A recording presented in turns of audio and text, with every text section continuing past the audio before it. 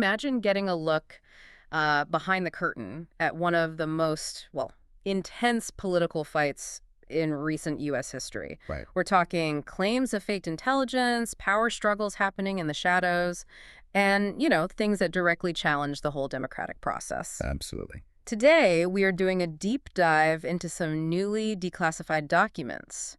Documents that claim to hold some really shocking details about the origins of what many people call the Russia hoax. Precisely. And this deep dive, it really focuses on new evidence. Specifically, we're looking at excerpts from a YouTube video transcript. It features the Director of National Intelligence, Tulsi Gabbard, and a White House representative. Okay.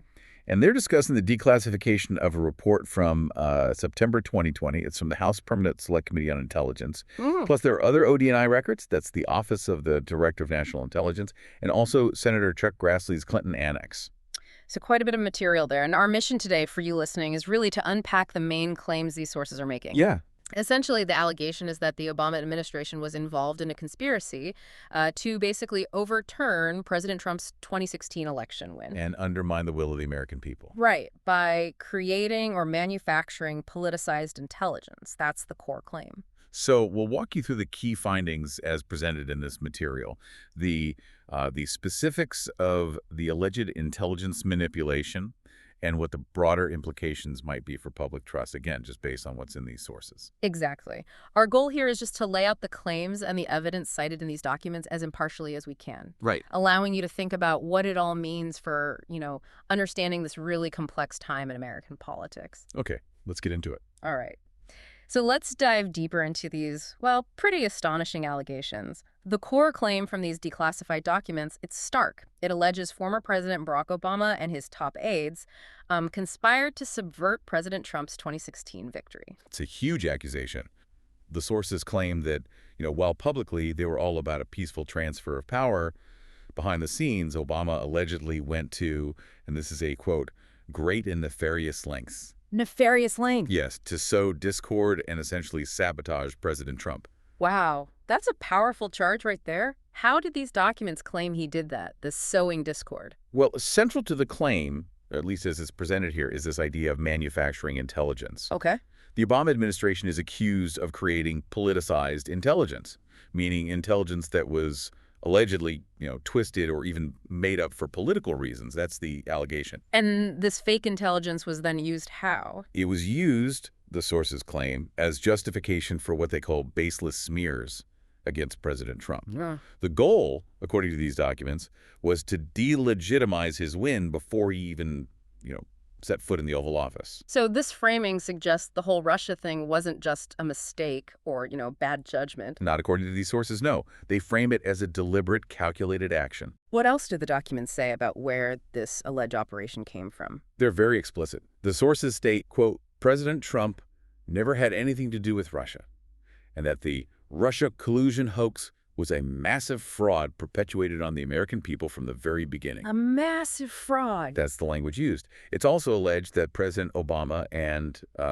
officials described as corrupt, like former CIA Director John Brennan, former DNI James Clapper, former FBI Director James Comey, former Deputy Director Andrew McCabe. They all knew the truth. Knew what truth specifically? That there was, quote, no collusion, no corruption, except, the sources allege, on their own part. So if it was, as they claim, a blatant lie, who exactly is accused of cooking it up, and how did it get rolling? According to the source material, it was concocted by Democrat political operatives, that's the term used, signed off on by President Obama himself, and then leaked to the news media. Leaked to the media. Why? To launch what the documents call a years-long witch hunt against Trump and his administration. And the impact of this alleged witch hunt. What do the documents say about that on people involved and the presidency itself? The sources claim the impact was huge. Trump allies, including Donald Trump Jr., were, quote, disgustingly smeared as Russian assets. Some people, it says, even had their lives destroyed. Destroy, that's strong language. It is. And it claims the first 2 years of the Trump presidency were basically bogged down by this fake distraction. Okay, these are incredibly serious accusations. So the big question now is, what specific declassified findings do these documents actually offer to, support these claims? Right. Let's start with Putin. What do these documents say about his real intentions in 2016? This is key. The newly declassified 2020 report from the House Intelligence Committee, the one DNI Gabbard released, it found the intelligence community, the IC, actually did not have any direct information that Russian President Vladimir Putin wanted to help elect President Trump in 2016. Wait, no direct information. That seems to fly in the face of the narrative we heard for years. It absolutely does. And the implication of that finding, according to this report, is that Putin's main goal wasn't electing Trump. It was, quote, to undermine faith in the U.S. democratic process. So general chaos, not picking a winner. That's what this report suggests. It's presented as a fundamental shift in understanding the motive behind the interference. The report even says Russia was, quote, actively preparing for a Hillary Clinton victory. Actively preparing for Clinton. Okay. Now, the declassified report also talks about information Russia supposedly had on Hillary Clinton, information that wasn't released before the election. Can you walk us through that? Certainly. The report details what it calls possible criminal acts, like secret meetings with multiple named U.S. religious organizations. Secret meetings? About what? Well, the allegation is that State Department officials offered these groups, quote, significant increases in financing from the State Department in exchange for supporting Secretary Clinton's campaign. Wow. Okay. That's quite an allegation. Was there other damaging info mentioned? Yes. The documents also mention documents that showed the patronage of the State Department to State Department employees who would go and support Hillary Clinton's presidential campaign. Patronage, like preferential treatment. That seems to be the implication, and maybe the most surprising part, mention of high-level DNC emails. DNC is the Democratic National Committee. Right. What about these emails? They allegedly detailed evidence of Hillary's, quote, psycho-emotional problems, uncontrolled fits of anger, aggression, and cheerfulness. And also that Secretary Clinton was allegedly on a, quote, daily regimen of heavy tranquilizers. Okay, that's a lot. So if Russia had all this potentially explosive stuff, why, according to these documents, did Putin hold it back before the election? The strategy alleged in the report is that Putin, quote, held back this compromising material. The plan supposedly was to release it after the election. After? Why then? To weaken what Moscow apparently saw as an inevitable Clinton presidency. So the sources present this as a long-game strategy from Moscow, aimed at weakening a presumed President Clinton rather than trying to get Trump elected immediately. Which leads to the next point. If this counterintelligence existed, showing maybe a different Russian motive or this damaging Clinton info, why didn't we hear about it? The documents allege suppression, right? Exactly. Suppression and mischaracterization of intelligence.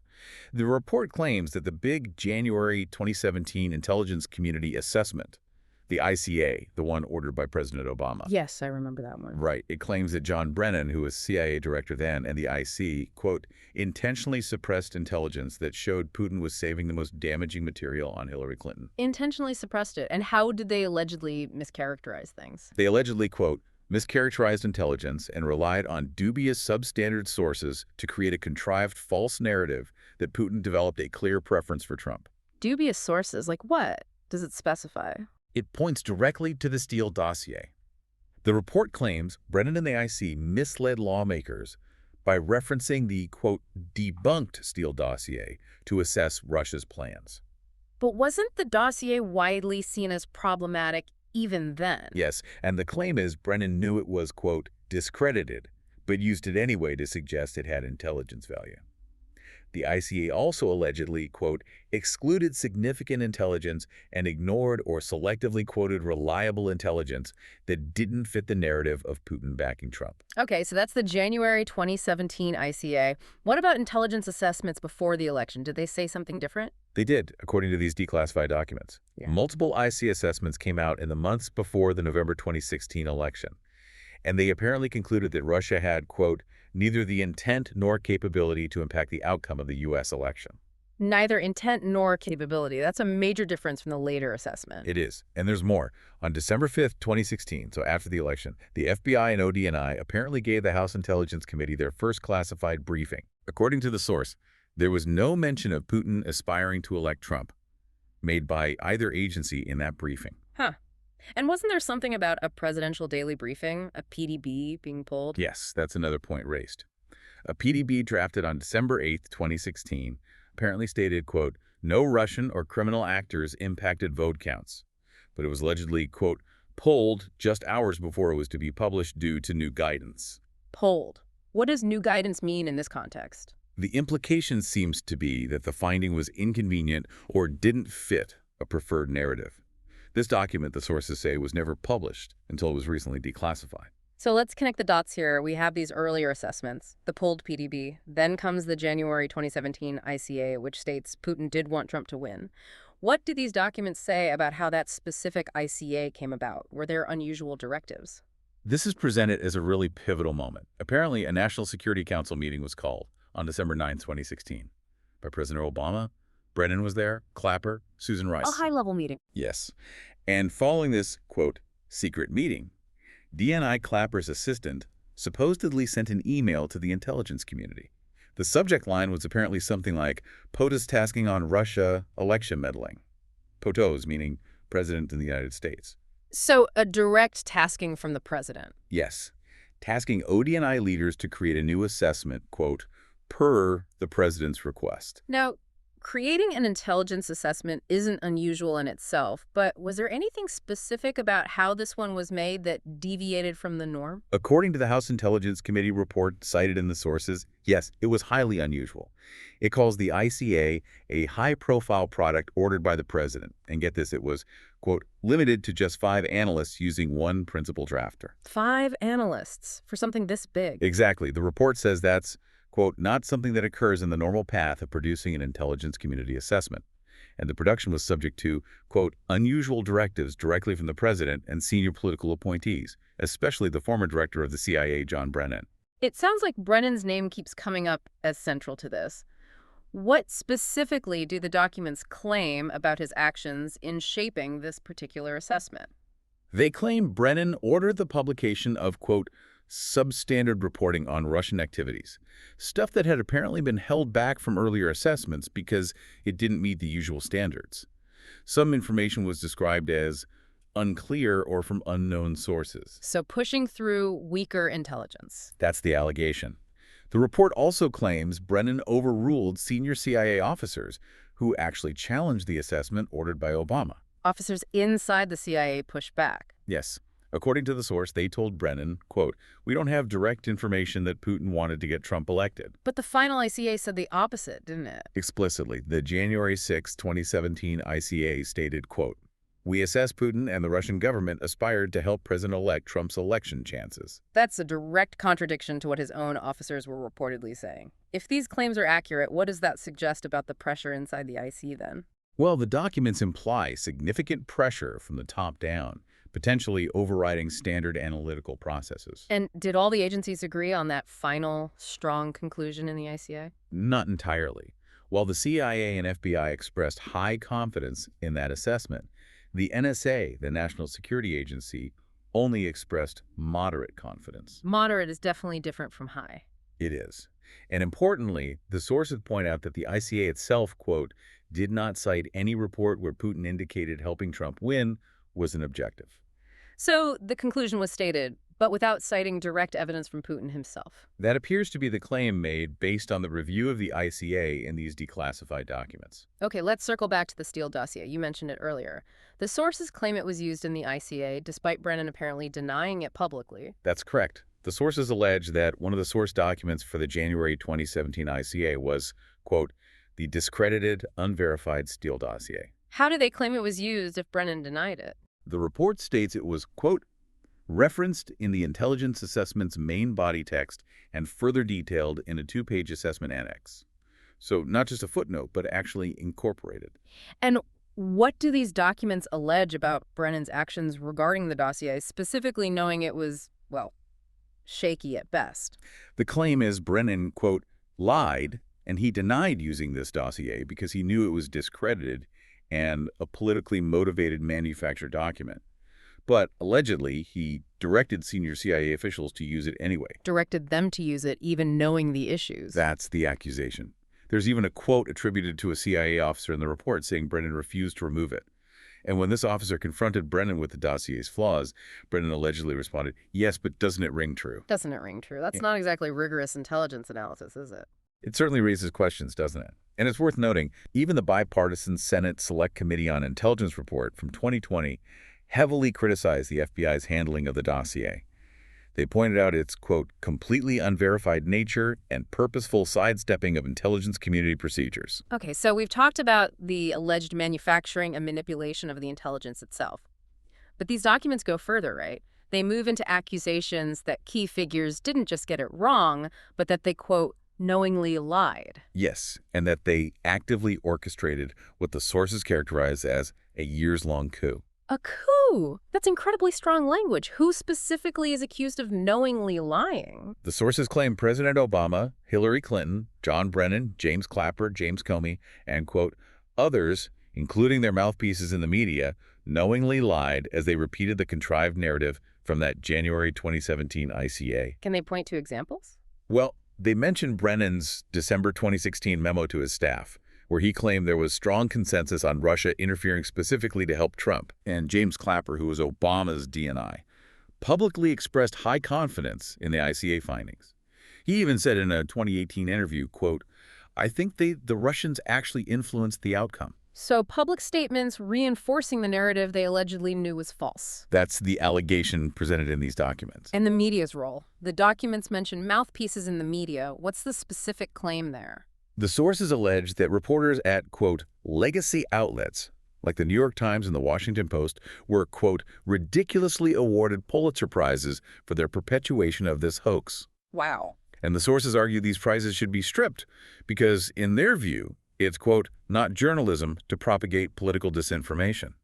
That's a direct shot at those news organizations and the Pulitzer Committee. Are specific politicians also called out for their statements? Yes, several. Major Democrat officials like Adam Schiff, Hillary Clinton, Elizabeth Warren, they allegedly went on TV stating things like, quote, Donald Trump is an asset of Russia. An asset of Russia. That's what the sources claim they said. And Senator Tim Kaine apparently called Trump Vladimir Putin's defense lawyer. Adam Schiff is specifically quoted saying something like, I can tell you that the case is more than that. I can't go into the particulars, but there is more than circumstantial evidence now. Implying he had seen secret evidence of collusion. That was certainly the impression many took at the time. And the sources argue this was all part of propagating the alleged lie. So the impact of all this, the alleged lies, the media coverage, the political statements, what do the sources say were the consequences for the country? The alleged consequences were severe. It, quote, led to impeachments, caused deep division of our country, and resulted in, quote, so many Americans believed in these lies. And this is where the coup language comes in. Exactly. The entire saga is described in the source material as an, quote, outgoing president taking action to manufacture intelligence to undermine and usurp the will of the American people.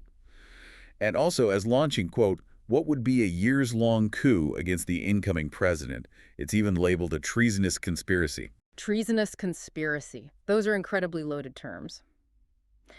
Okay, so stepping back, what are the broader implications here, according to these documents? And what about accountability? Well, the central implication they highlight is the damage to the, quote, integrity of our democratic republic and, to the faith American voters have that their votes cast will count.